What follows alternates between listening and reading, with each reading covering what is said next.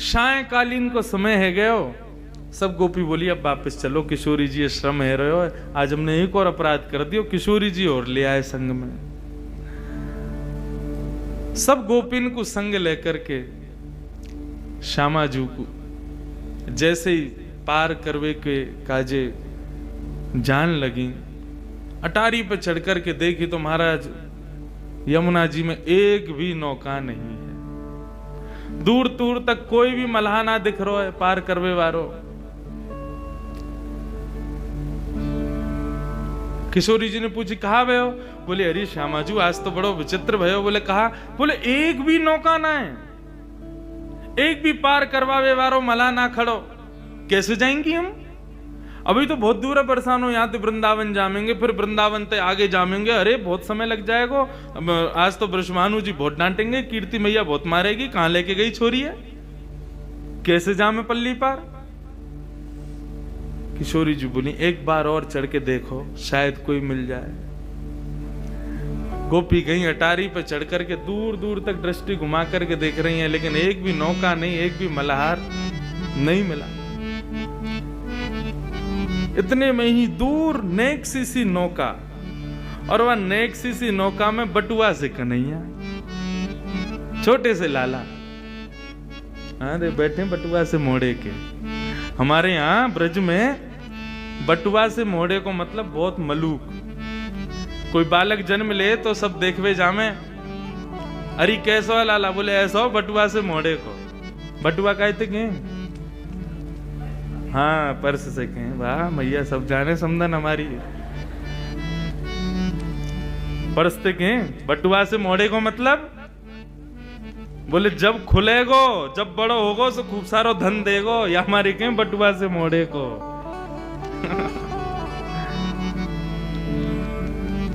अरे दूर एक छोटी सी नाव दिख तो रही, नेक सी नाव, और वहां में नेक सो लाला। लेकिन गोपिन को ये ना पता कि ये कन्हैया है। ठाकुर जी को तो पता चल गई, श्यामाजू बैठी हैं, उनको यमुना पार करनी है, याचना कर रही है नौका की। तो ठाकुर जी तो बढ़िया बगलबंदी पहन करके, सिर पर स्वाफा बांध करके, ऊंची धोती पहन के, पावन में कड़ूला बांध के, हाथन में सुंदर पाजेब, हाथन में कड़ूला पहन के, करधनी बांध के ठाकुर जी पधारे हैं। और नेक सी अपनी नौका, नेक सी छोटी सी ऐसी बिल्कुल, और वह वहीं के वहीं घुमा रहे हैं, वहीं वहीं चला रहे हैं। अरे श्यामाजू एक नौका दिख रही है, वह नौका में नेक सो बटुआ सो एक छोराऊ बैठो है, दिख तो रहो ना है, कारी कारी रात में वह मोह कैसो है, कारो सो ये कोई। किशोरी जी बोली अब पार तो करनो, और कोई साधन तो है ना, यमुना जी में कूद के तो जाएंगी ना, सबरी भीज जाएंगी। भाई को बुलाओ। अरे ओ मला के इतकुआ, मैं ना आ रो, मना कर दे। अरे ओ नेक से लाला, नेक अपनी नाव को लेके आ, मैं ना आ रहा हूं, पहले तमीज से बुला। मला को दिख रहा हूं मैं तो है, तू जाने में कौन हूं? मैं कोई ये यमुना पार करवावे वारो ना हूं, मैं कोई मला ना हूं, मैं कोई नौका बिहार यहाँ कर तो डोलू ना हूं। अपने बाबा के पैसा ते अपने काजे नौका बनवाइए छोटी सी, इतनी बड़ी है जब मैं ही आ सकूं। अपने बिहार के काजे बनवाई, मैं कोई मला थोड़ी हूं। गोपी बोली अरे भैया रिश्यार हो है, तुम या तो प्रेम से बुलाओ, कहीं तुम जोर जोर चिल्ला के बुलाओगी, ऐसे कहोगी तो चलो जाएगो। अब जो भी है वह बुलाए लोग, श्यामाजू श्रमित है रही है। अरे भैया मला के आजा, अपनी नौका लेके आजा, प्रेम से बुलाने लगी। सोई ठाकुर जी अपनी छोटी सी नौका लेकर के और चल दिए। वहीं पे नौका चला रहे हैं, और यही गा गा करके कभी नाचन लग जाएं, कभी नौका की पतवारें उठा करके गोपी को दिखाने लग जाएं। गोपी थोड़ी पे हाथ धर के बैठी हैं, कितनो समय लगा रहो यहाँ आवे में, जिन कैसो हमें मल्हा मिलो आज। राधा रानी बोली अब जैसो भी है आन दो, पार करनो, जल्दी बरसाने जानो। ठाकुर जी 2 घंटा में तो आए, नाचते कूदते आनंद करते, कभी नाचन लगे, कभी कछू करें, पहुंच गए। गोपी बोली हाँ भैया पार करेगो? बोले ना करूंगा। अरे कर दे भैया, तेरे हाथ जोड़ रही हैं, हम अकेली पड़ गई हैं, हमारी श्यामा जू विराजी, हमें बहुत दूर जाना, पार कर दे। तो बोले तन पहनाए लत्ता, चल दिए कलकत्ता, पार करनो है, कछु तो देनो पड़ेगा, कहा दोगी? बोले कहा चाहिए तू ही बता। बोले एक तो पहली बात, ये जितनी भी मुंह को दिख रही कहाँ है, ये सबरी तो मेरी नैया में बैठे, छोटी सी नाव मेरी, वहां में इतनी सबरी बैठ जाएंगी, कहीं डूब गई तो मैं तो अपने काजे बनवाई है। विषम परिस्थिति तुम्हारी हमारे देख के मैं आ गया हूं, इतनी ने तो ना बैठाऊंगा मैं। अरे भैया सबन को पार करना पड़ेगा। बोले ना तुम सबन को ना बैठाऊंगा, तुम सबन की जो सरदारनी है वाकू बैठा लूंगा, एक है पार करूंगा बस, इतने इनको ठेका थोड़ी लिया मैंने। गोपी बोली मुंह तो जाके मन को भाव बढ़िया ना लग रहा, ये मला बड़ो विचित्र है, कुदृष्टि डाल लो हमारी किशोरी जी पे। सखी बोली अरे काम ने करवावे के काजे सबन को बाप बनाना पड़े, नेक देर को या की बात मान ले, कहा बुराई है। किशोरी जी को नाम दे देंगे, फिर धीरे धीरे हम चढ़ जाएंगी सबरी नाम में। हाँ भाई अपनी सरदार नहीं लिया, वाकू पार कर दूंगा बस, बाकी तुम लोग अपनो देख लियो कैसे तुम्हें करना। बोली रुको हम पूछ के मैं सब गई, जाके किशोरी जी से कहें कि आ तो गो यूं कह रहा है कि आप ब्रजभाषा समझ रहे हैं ना, आ तो गए लेकिन यूं कह रहा है कि आपको पार करेगो।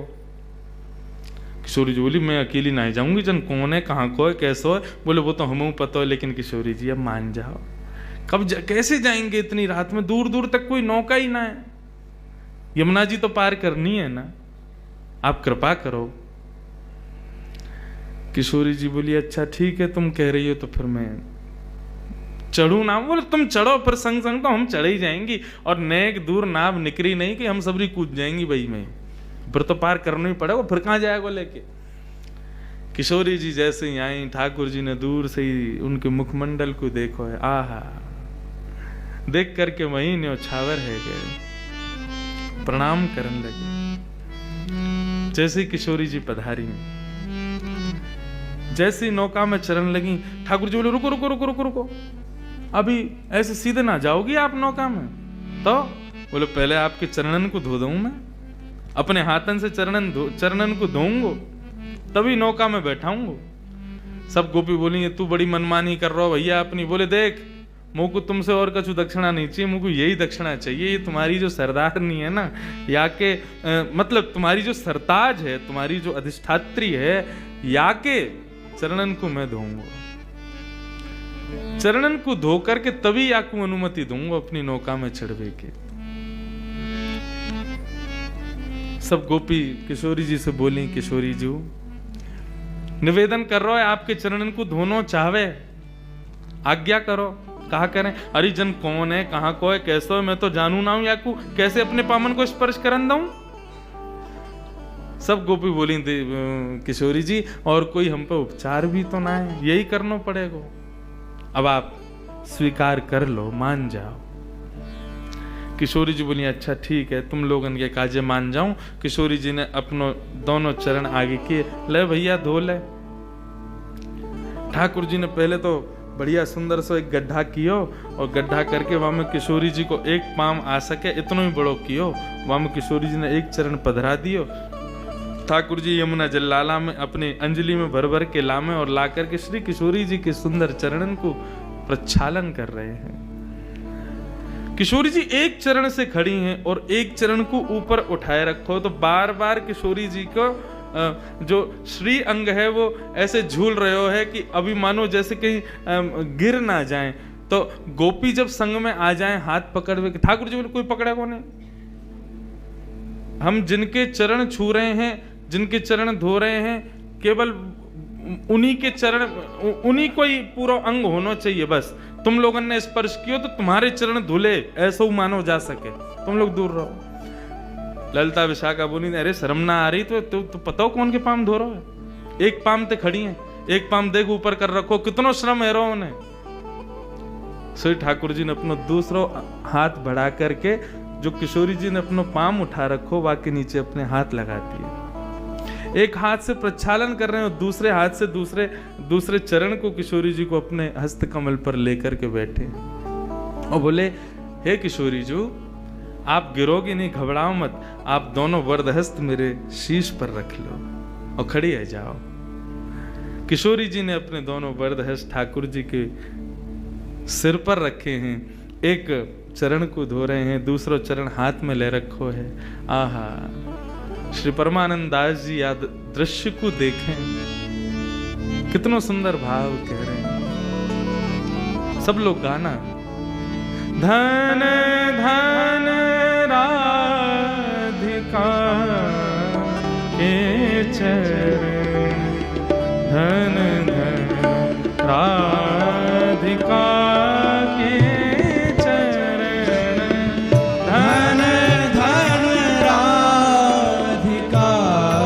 के चरण, धन धन राधिका के चरण, धन धन राधिका के चरण, धन धन राधिका के चरण, धन धन राधिका के चरण, धन धन राधिका के चरण, धन धन राधिका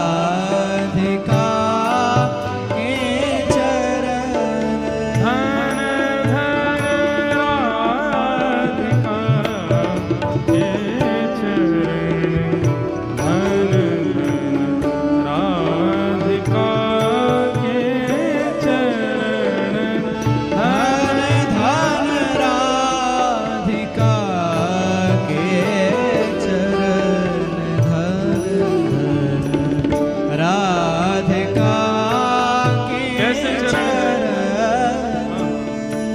ओ सुभग शीतल अति कोमल, सुभग शीतल अति कोमल, कमल के सेवरण, धन धन कमल के सेवरण, धन धन राधिका के चरण, धन धन राधिका के चरण, धन धन राधिका के चरण, धन धन राधिका के चरण। श्री राधा रानी की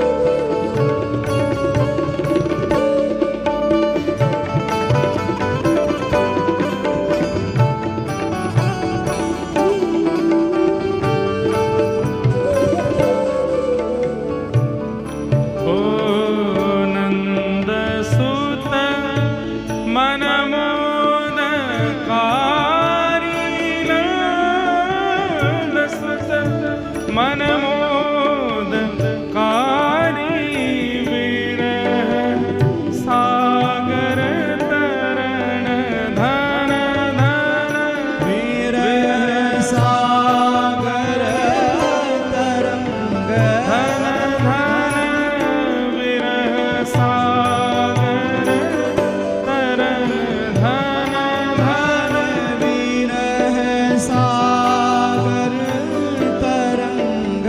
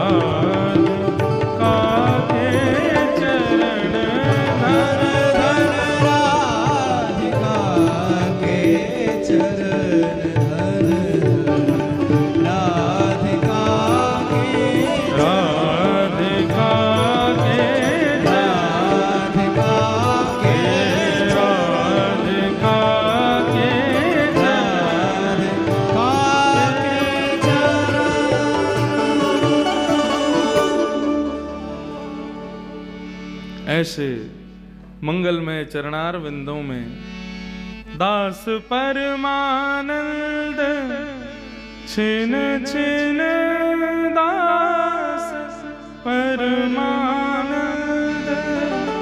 छिन छिन श्याम जिनके शरण धन धन राधिका के चरण धन धन राधिका के चरण।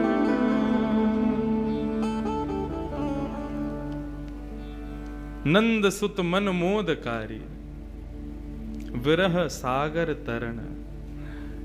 ऐसे किशोरी जी के चरणार विंदों का प्रक्षालन कर रहे हैं ठाकुर जी। सब गोपियां देख रही हैं, ठाकुर जी चरण धो रहे हैं। चरण धोने के बाद ठाकुर जी अपनी अंजलि में किशोरी जी के चरण जल को भर के आकाश में उड़ाते हैं, तीनों लोग पवित्र हो जाएं, मेरे सबरे जितने भी हैं पितर सबरे मुक्त है जाएं। ऐसा अनुभव करा रहे हैं उन गोपियों को। सब जगह प्रक्षालन करके ठाकुर जी किशोरी जी को हाथ दें, आओ विराजो हमारी नैया में। किशोरी जी जैसे विराजन लगी, इतने में ही सब गोपी भी आने लगी। ठाकुर जी, तुम कहाँ चली आ रही हो सबरी? मेरी नैया में इतनी जगह ना है कि तुम सबरे बैठो, केवल श्यामा जी विराजेंगी। आपकी जो सिरमोर हैं यही विराजेंगी, और कोई कुछ जगह ना है मेरी नैया में। सबरी सखी बोली, अरे अरे भैया, नेक दूर की तो बात है, नेक माँ को पार करना है, इतनी सी देर के काजे काई को नाटक करे। और महाराज लपक लपक करके सबरी गोपी चढ़ गई। एक दो तो ठाकुर जी की गोद में ही बैठ गई, जगह ही नहीं वहां में। कोई नीचे बैठी है, कोई कहीं बैठी है, कोई लटक के बैठी है। एक दो ठाकुर जी के ऊपर बैठ गई। ठाकुर जी दें धक्का, अभी गिर दूंगा यहाँ पे। मेरी नेक सी नैया वहां में सबरी बैठ गई है चढ़ चढ़ के।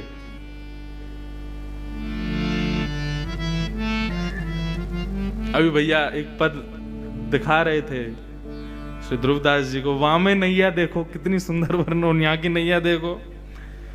ये पहलो नौका विहार है, बाकी बात तो फिर बहुत सुंदर सुंदर नौका आई, वहां में ठाकुर जी आनंद कर रहे हैं, वो सब है। लेकिन हमारे ब्रजवासी ब्रज के भाव सो तो ऐसो ही बता में। नेक सी नौका में सबरे बैठ गए। अब ठाकुर जी नौका चलाना शुरू किए।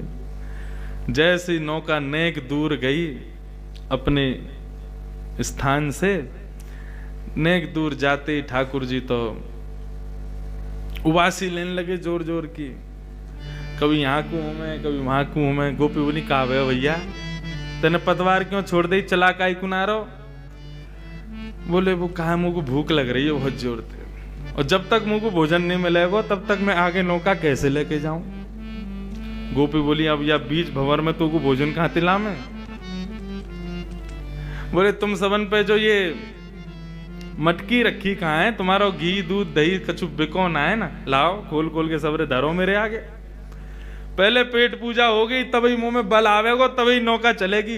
अकेली नौका छोटी सी मेरी, बाकू तो मैं कैसे चला लूं? बा में तुम सबरी बैठ गई हो मोटी मोटी सी, तो फिर कैसे चले आगे? कछु खवाओ पहले मुंह को।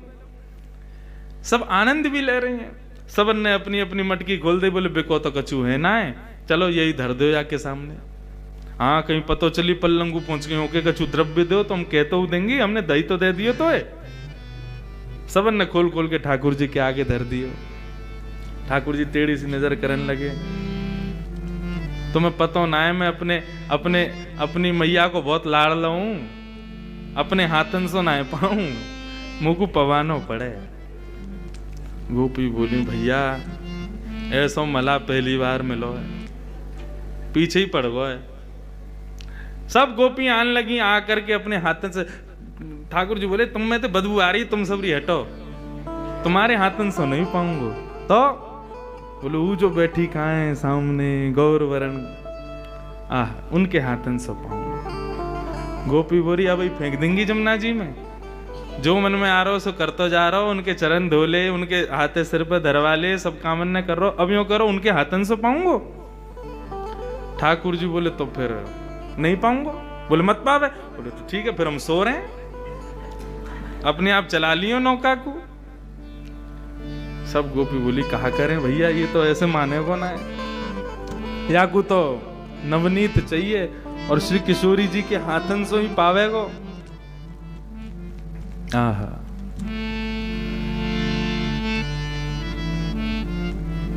किशोरी जी के पास में ललिता विशाखा गई, हे श्यामा जी, हमें पता आपको श्रम बहुत हैरो है, लेकिन अब ये नदी पार करनी है और यही उपचार है, यही के सहारे हमें करनी है, या की बात ने माननी पड़ेगी।